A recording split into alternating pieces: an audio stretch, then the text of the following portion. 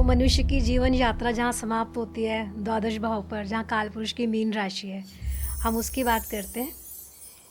तो आपने लिखा जैसे कर्क राशि में जल का प्रवाह था और वृश्चिक राशि जल तत्व राशि है, वहाँ एक जलाशय की कल्पना की हमने, ठहरे हुए जल की।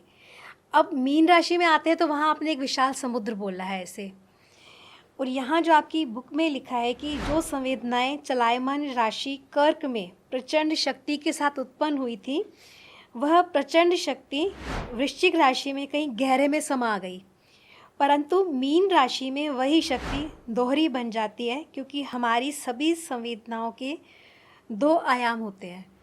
तो ये किस तरह के आयाम की बात हो रही है यहाँ पर? देखिए, जब हम कर्क में आते हैं, चूँकि वो जल तत्व है ही और चलायमान है, तो उसमें आने के बाद में जो आपका एक विचारों का आदान प्रदान होता है या फोर्स होता है, इसको हम जल से ज्योतिष में दर्शाते हैं। ये जल है जो बह रहा है, तो जल के अपने कई रूप हैं। उसमें विचार, एक विचार आ रहा है, दूसरा जा रहा है, एक तीसरा आ रहा है, चौथा जा रहा है, ऐसे जल चल रहा है नदी का। तो जैसे वो नहीं रुक रहा, ऐसे आपके विचार भी नहीं रुक रहे। जब आप स्कॉर्पियो में आते हैं तब आप गहरे में बैठ जाते हैं, तो गहरे में बैठ जाते हैं और वहाँ पर विचार जो है वो मिस्टिक होना शुरू हो जाते हैं, रहस्यमयी शुरू हो जाते हैं, ठहराव आ जाता है, लेकिन उसका कोई रिजल्ट नहीं मिलता, यू डोंट रीच एनीवेयर। तो उसके बाद में जब आप पाइसेस में आते हैं, मीन में आते हैं, तो यहाँ पर एक जगह पहले आपको मून मिलता है, चंद्रमा, फिर आपको मंगल मिलता है, और दोनों ही अपनी अपनी तरह से उद्वेलित हैं। बिल्कुल, चंद्रमा अपने से उद्वेलित है, मंगल अपने से उद्वेलित है। लेकिन जब आप गुरु के क्षेत्र में आते हैं और यहाँ समुद्र है, ये कल्पना का आधार नहीं है, ऐसा ही राशि का स्वरूप है। तो समुद्र में अब कैसी भी संवेदनाएं हों, उनके भीतर कहीं तक भी जाया जा सकता है। मैं कहीं पढ़ रहा था तो वहाँ बोल रहे थे कि समुद्र में 20 किलोमीटर अंदर जाने के बाद वहाँ पर जंगल है, समुद्र के अंदर 20 किलोमीटर, ये विज्ञान ने अभी खोजा। तो 20 किलोमीटर अंदर जाने के बाद जंगल है वहाँ पर, और उन जंगलों में जानवर रहते हैं जो शेर टाइप हैं, लेकिन वो चूँकि पानी में घूम सकते हैं।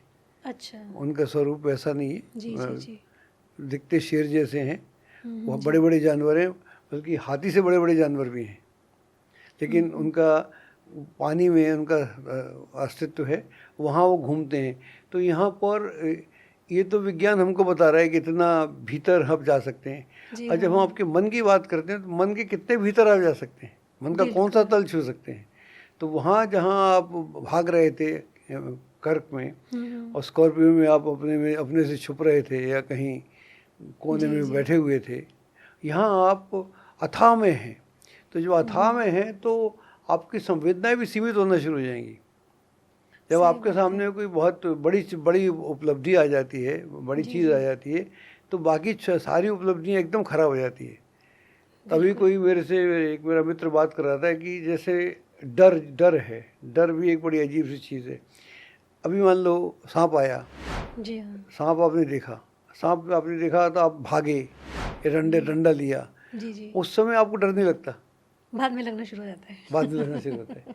फिर जब विचार में आता है कि यार वो मेरे को सांप मिला था, सांप काट लेता तो क्या होता, वे सांप के कितने प्रकार के होते हैं, ये तो काला था, कोबरा था, इसके तो पता नहीं क्या क्या, इसके फन बड़े मजबूत थे, और ये हो जाता वो हो जाता।